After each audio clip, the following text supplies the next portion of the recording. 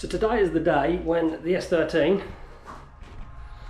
will finally, hopefully, if everything goes to plan, go outside.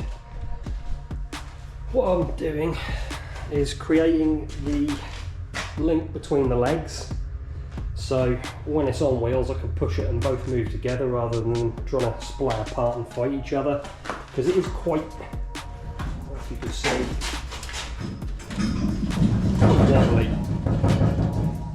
Once it starts wobbling, it doesn't stop. So I've done some outside windy welding to, well, whilst holding my breath to avoid breathing in any of the galvaniser I can't get to on the inside that burns off. Used a couple of pieces of CDS I had kicking around just to create a socket, so I can now bolt them together. They can all come apart for storage, which will make life a lot easier when I'm not using it anymore. And the same with the legs. Profiled a couple of bits, so obviously that'll go on there, and I'll create a couple of sockets again and bolt the legs together, bolt them onto each end, and that should make it nice and solid so we can manoeuvre it a little bit easier. Again, I've absolutely no idea how this is going to turn out. I've never done anything like this before. Hopefully it all goes to plan and we can get this thing pushed outside today. So my attention span is all over the place today. Finished bolting them together and then decided I'd take the subframe off the front. No idea why. Bored with that, do this. So most of it came off fine, apart from one of the nuts was an absolute nightmare, but that's off now. And the tension rod mounts, they didn't go quite as smoothly. That one came undone. There was a hole underneath the actual tension rod mount, and this one didn't want to come undone at all. The captive nut broke free. Fortunately, if you can call it that, this is quite thin because it's corroded, so I just basically ripped it out. You know, as soon as I started wiggling it, I could tell that it was quite flimsy, so just kept wiggling it until it broke away completely. Not ideal, but better than cut a hole inside. And I can just plate this up with another captive nut, cut out all the thin stuff, you know, inspect inside, make sure it's nice and solid where that bolts back on again.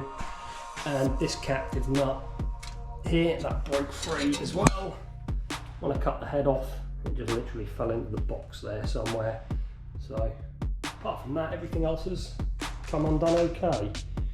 So yeah, that is the shell, and there's the captive nut, still attached to the piece of steel that surrounds it. But yeah, the underside is now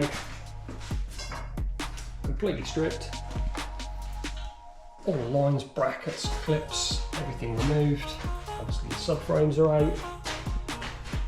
So I need to use a heat gun and a scraper to try and remove some of this underseal type crap, because when you grip blast, that's exactly what this stuff is designed to prevent. So the grip blast just bounces off, doesn't touch it. So a heat gun and a scraper, plenty of patience, remove all that before we take it. Isn't too bad. So it's definitely not the prettiest thing I've ever made in my life, but it works really, really well. So I've used solid wheelbarrow wheels and tyres, basically because I didn't want them to go flat over a period of time. I just wanted to be able to use it. So I spent quite a lot of money on wheels for what they were, 25 quid each. But at the end of the day, what I've saved on the frame goes into the wheels. It is extremely easy to push, so manoeuvring it around shouldn't be a problem at all. I would imagine when it comes to putting it on a trailer, I can literally just put a strap around that section there and drag it up with the winch. But I'm extremely happy. Now wheel outside. So I now have an S13 shell in my back garden, upside down. It hasn't even got an engine in it, and I've already managed to crash into a tree.